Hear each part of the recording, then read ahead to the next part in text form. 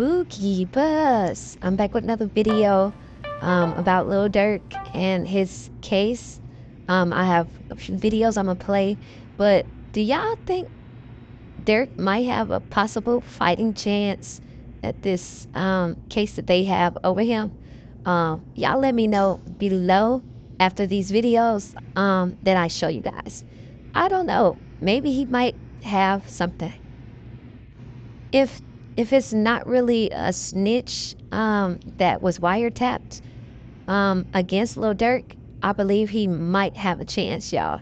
And I'm gonna show you guys why in this video clip that he did with academics. I don't know if this was a plan because he knew the feds was watching him, but he has some things to say about money being stole from him and having to get new employees and stuff like this and get his money straight. So y'all stay tuned. You know what I'm saying? Play it different, play it way smarter, but we know it had guidance either at the same time.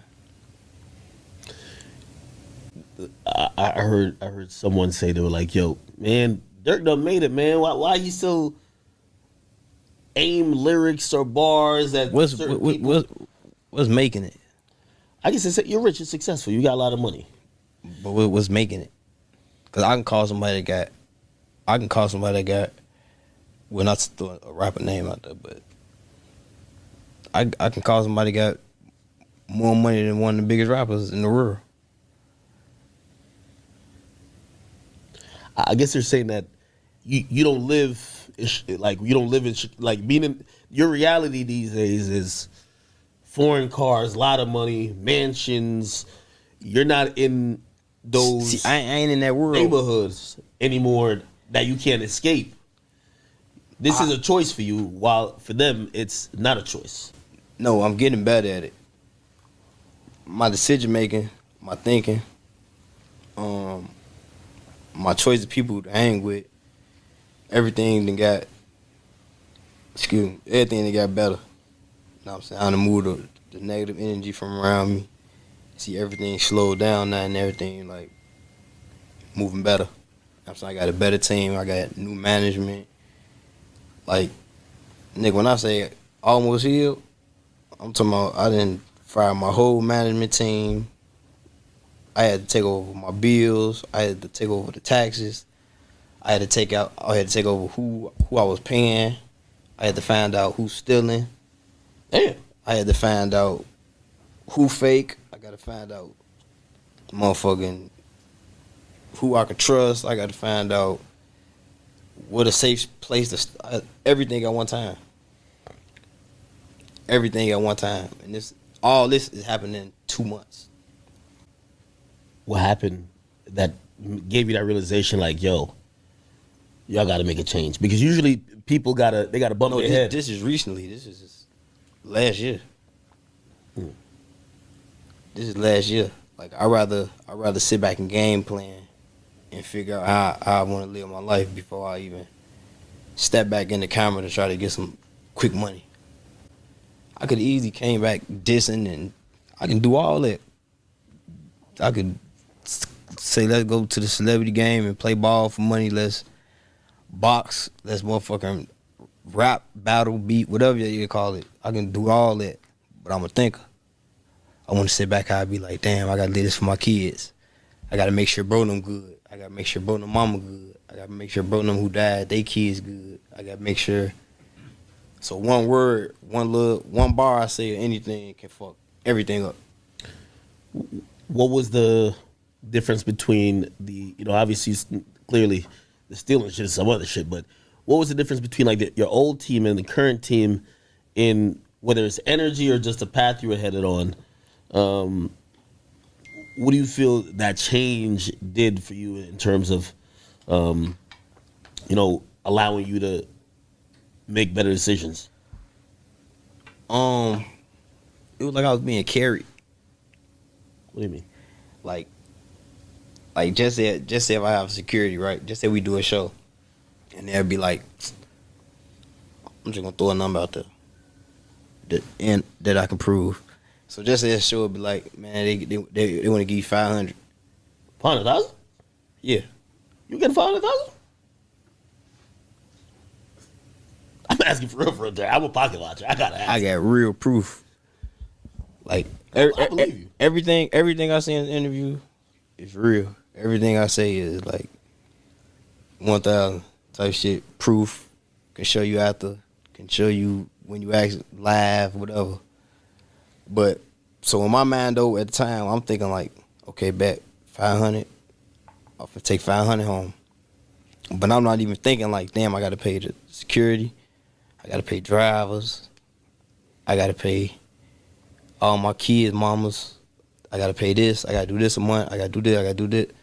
So when I'm walking away, they just handing me the cash. I'm just putting it in my pocket, putting it in my bag and shit. Here you go, the back end. I bet. So the whole time, if you getting 500 show and a motherfucker take, let me give you an example, 10,000. You're not gonna really see 10,000 going for 500. Yeah. I paid security. I paid him. I paid her. I paid this. I paid that. You good? I hear your room key. All right. Like at the time, I went in there really just counting my money. Like how much he could pay. How much he could pay. I was just like through this whole time, I was just like blind. So You now, probably had a big team too, right? I told you. I thought you were gonna pull up here with like 50 niggas, bro. for what? Well, I would think that you would move heavy, especially like Man, I believe in high power, man. Talk about this legal trouble that's now facing Grammy Award-winning rap artist Lil Durk because he was arrested in Florida and charged with being part of a murder conspiracy that crisscrossed the country. Prosecutors allege that the rapper ordered a hit from Chicago on a man in Los Angeles. So it's a little bit of a convoluted story, but we're going to try to make sense of it for you. We have 32-year-old Lil Durk, whose real name is Dirk Banks. He started his rise to fame in 2010 when he started a rap collective called Only the Family, or OTF. His most well-known songs are All My Life with J. Cole, Broadway Girls with Morgan Wallen. His featured part in Drake's Laugh Now, Cry Later has really brought him up to attention.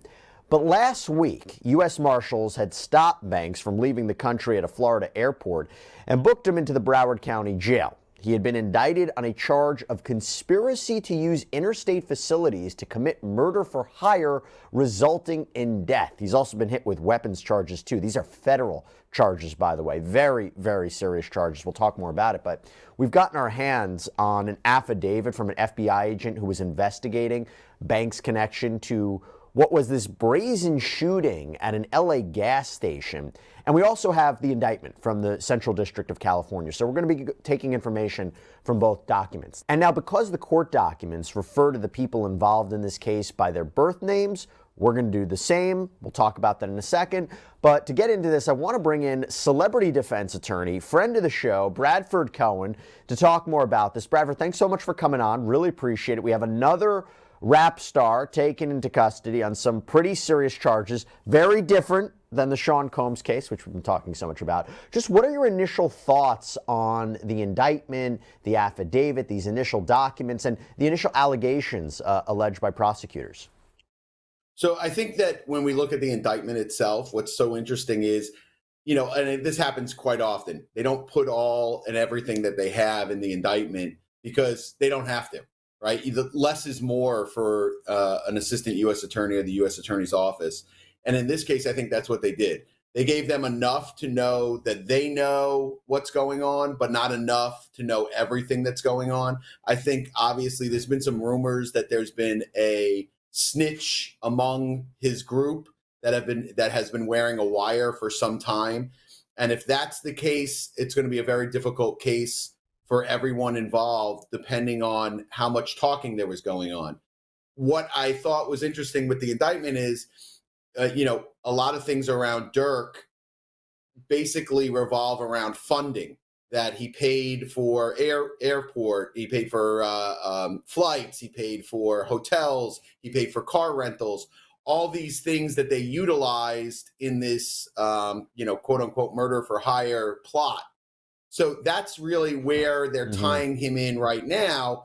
But I think there's going to be more to come. And I think that there's going to be individuals that either will flip or that have already flipped, or there's going to be someone very close to him that was wearing a wire that would be willing to testify as to his involvement, because his involvement right now is kind of tangentially involved, Right. where he's the funder, but there's no direct allegation that he said, hey, this is what I want done. There's an allegation that he spoke in code and he could have said this and all these different things, but there's no allegation that says, hey, this is what he said and this is what was going to happen. And to be clear, when we're talking about this, obviously there are multiple people involved. You can't have a conspiracy unless there are several people involved, especially something like this. Sure. So although Banks might be the most famous of the names that are called out in the indictment, he's not the only one. I'm going to list them out.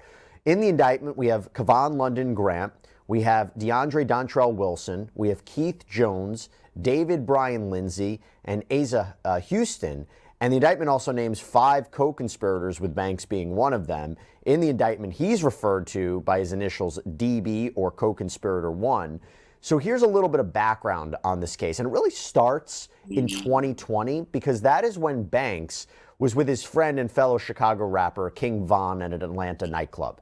And Von had apparently got into a fight with a Georgia rapper known as Quando Rondo.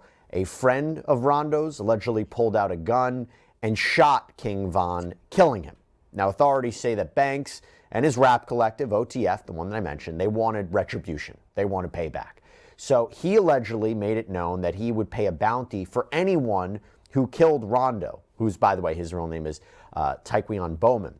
Now, in the court documents, he's named as TB. I know there's a lot of different names here, but stick with me. We're going to try to make sense of this. So investigators say that in 2022, so this is 2 years after that Atlanta shooting of King Von, a plan came together to kill Bowman. The criminal complaint that was filed against Banks includes an affidavit from an FBI agent, and she gives her summary of probable cause. The affidavit reads in part, quote, Banks is the leader of the Chicago-based rap collective known as Only the Family, or OTF. In addition to OTF's status as a rap collective, I know based on the investigation that OTF also acts as an association, in fact, of individuals who engage in violence, including murder and assault, at the direction of Banks and to maintain their status in OTF. For example, based on evidence collected during the investigation, including the interview of one of witnesses, I know that Banks put a monetary bounty out for an individual with whom Banks was feuding named TB. And then there's a footnote at the bottom of that page that reads, due to serious safety concerns, this affidavit does not provide the identity of these witnesses. Based on the FBI's investigation, I know that witnesses and or their family members have already received threats and or have been contacted in what appears to be attempts to influence their participation in this investigation. What do you make of that, Bradford? So it's basic. You know, like a lot of these allegations, you can almost take each one of these and put them into every case that we've seen as of late, where witnesses are either contacted or witnesses are offered a monetary amount not to testify. And sometimes that comes with a civil case. You know, like if there's a civil matter that's outstanding, they might say, hey, listen, there's a civil matter that you could have, and we're going to give you a settlement of XYZ. The feds automatically take that as you're buying off a witness. So it just depends on the facts of those circumstances. Like, I've seen it many times where the feds read into it differently than you would if you just read it yourself, wherein people are trying to be influenced. A friend of a friend might contact you and say, like, hey, listen, this isn't a good idea to be a witness in a federal case. The feds take that as, oh, hey, this is, you know, Bob Smith influencing this witness because he's friends with this person who's friends with that person. A lot of times that doesn't shake out the way that they put it in the indictment. And they put that in the indictment specifically for bond purposes, right? So when you go in for bond, they say, hey, listen, this guy's trying to influence everybody, and here's all these things. But when you actually get into the case, sometimes those things don't shake out, and then it's already too late because you already moved for bond and you didn't get bond.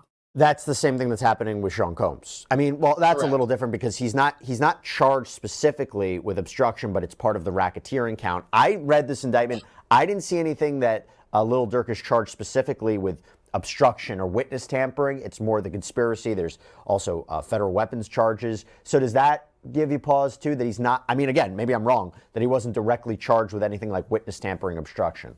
Yeah, it always gives me pause. Whenever the feds throw an indictment in, it gives me pause right away because a lot of times you'll see in the indictment, there's a lot of accusations in the indictment that when you start getting into it and it starts kind of flushing out the facts, they stretch what could be a basic fact, they stretch it into something that it's not.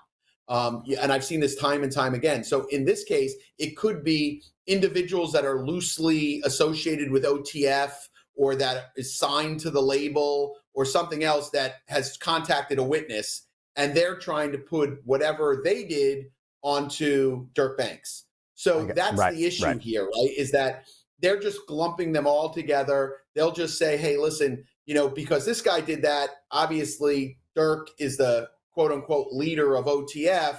He must have known what was going on. Therefore, he shouldn't get a bond because this is a dangerous gang and etc. You notice they stopped short of saying this is a dangerous gang and said this is a dangerous association of individuals that known as OTF, which I thought was interesting because generally speaking, when it comes to any of these rap groups, so like, there's OTF and YNW and YSL, and they all say like, hey, all of these nicknames, this is all a gang. And even though it's a record label, it's also a gang. And that's kind of their argument with every single one of these. And that's going to be their argument here. But I thought it was interesting in the indictment, it didn't specifically say gang. It said an association of individuals that go under OTF. I thought that was kind of interesting because I don't know what kind of evidence they have to say OTF is or is not a gang legally, the legal definition. I thought it was PTSD from the YSL trial. Let's not rush to call anything a gang because of all the trouble there. That's a separate conversation. We can have a long talk about that. Okay, but this I think could be problematic for Lil Durk, and I'll get into this because on the morning of October 24th, we have federal and local law enforcement. They execute these search warrants in Chicago. They arrest Grant, Wilson, Jones, Lindsay, Houston. And that is when they learned that Banks had booked multiple flights that were leaving the country. The affidavit says the FBI received notifications from U.S. Customs and Border Protection showing that Banks had been booked as a passenger on 2 international flights, a one-way flight from Miami to Dubai, United Arab Emirates, connecting through Doha, Qatar, scheduled to depart the evening of October 24th, and one-way flight from Fort Lauderdale to Switzerland, connecting via New Jersey, also scheduled to depart the evening of October 24th. Now, Banks didn't board either flight, but at approximately 6:40 p.m., the FBI received an additional CBP notification that Banks had been booked as a passenger on a private plane departing Miami and destined for Italy, scheduled to depart at approximately 9 p.m. At approximately 8 p.m., Banks was arrested by law enforcement in the vicinity of the departing airport. So, Bradford, I mean, that seems to be evidence that he might have been trying to leave the country. You tell me what you make of that. So, I make a couple different things of that. So the first part of that is all the countries that he has. That Dubai is going to extradite you. Switzerland's going to extradite you. These countries are going to extradite. The only places that don't extradite are like you go to Vietnam, you go to Morocco. There's certain countries that don't extradite, like strictly don't extradite. All these other countries, even if they don't have a treaty with the U.S. for extradition, they're going to extradite because they rely on the U.S. for money. They rely on the U.S. for support. Switzerland, especially. Italy will deport you in about 10 seconds. They'll extradite you in 10 seconds. So I don't make much of whether or not he was going to escape and flee the country. I think more than likely, and sometimes this happens, when it was unusual that there were so many booked, right? What's not unusual is sometimes where an individual doesn't know whether or not there's a warrant out for their arrest. And I've seen this before happen in the past, where some associates get arrested. And in order to see whether or not they have a warrant, because that's not public knowledge, whether or not they have a warrant, they'll book an international flight and it'll red flag them. And then they'll get a call from the FBI or their lawyer will get a call and they'll say like, hey, your client's red flagged. They're trying to leave the country. Just so you know, they're under investigation or XYZ. And you find out information you wouldn't necessarily find out. Now, I don't know if that's the case here because there were so many that were booked, but I have seen that before in the past where a client will call me and say like, hey, Bob Smith got arrested. Can you check if I have a warrant? We can't check if there's a warrant. Oh, no one tells us there's a warrant. So just to be clear about that, so you're saying instead of they didn't have an option where he calls his lawyers and say, hey, can you check with the feds to find out if there's a warrant out for my arrest? That wouldn't work. So you're saying this is a way for him to find out, hey, am I in trouble? I'm going to book these flights and see if they get flagged. Sure, and it's happened before. Now, the difference here is there's so many flights. There's 2 or 3 flights that were booked. That's the weird part of it. But it wouldn't be weird for me to see someone that books a flight to the Bahamas. They book a flight to, Italy or Spain. And then, within 6 hours of booking that flight, they get a call or we get a call. That happens quite often. Now, it depends on your lawyer. Like, for example, me, if somebody says to me, hey, do I have a warrant out? And, my associate got arrested. I've been doing this so long, I can make a phone call and not necessarily find out if there's a warrant, but I'll find out. They'll tell me, hey, listen, don't have your guy leave the country. Like he's being watched. And then I know, okay, just let me know if I need to surrender him or whatever I need to do. And that's the relationship that you build over 30 years. Not everyone can do that.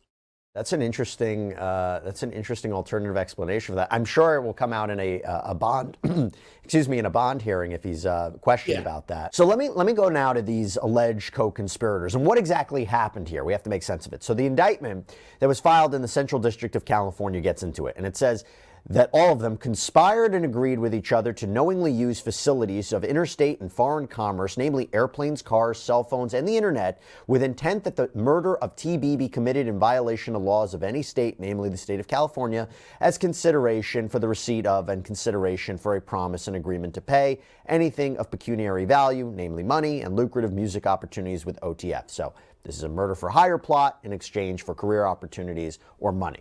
And according to the FBI and other investigators, Banks was the one who put out this call for a bounty. And then he got word that his apparent target, Bowman, was going to be visiting Los Angeles. So authorities say they have proof that Banks and or OTF provided the funds for 5 people to fly from Chicago to San Diego and then apparently drive to Los Angeles, with the plan being to kill Mr. Bowman.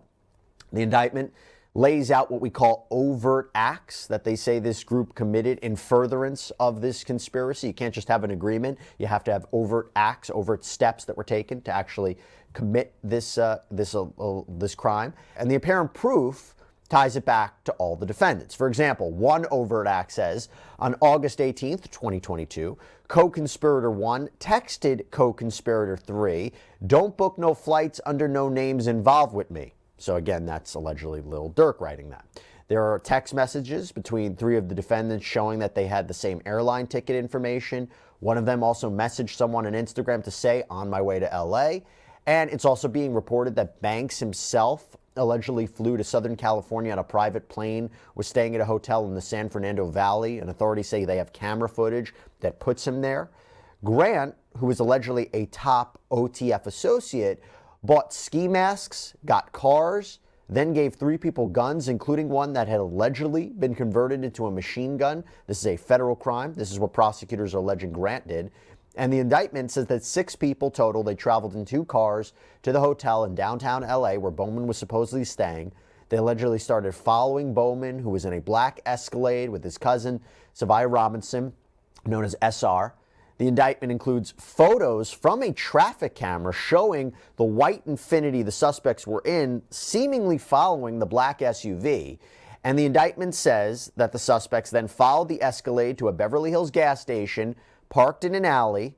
And the indictment reads, on August 19th, 2022, at the Beverly gas station, the defendants Jones and Lindsay and co-conspirator 2 used the firearms procured by defendant Grant, including the fully automatic firearm, to shoot at TB's car, striking and killing SR, who was standing next to TB's car while TB was inside.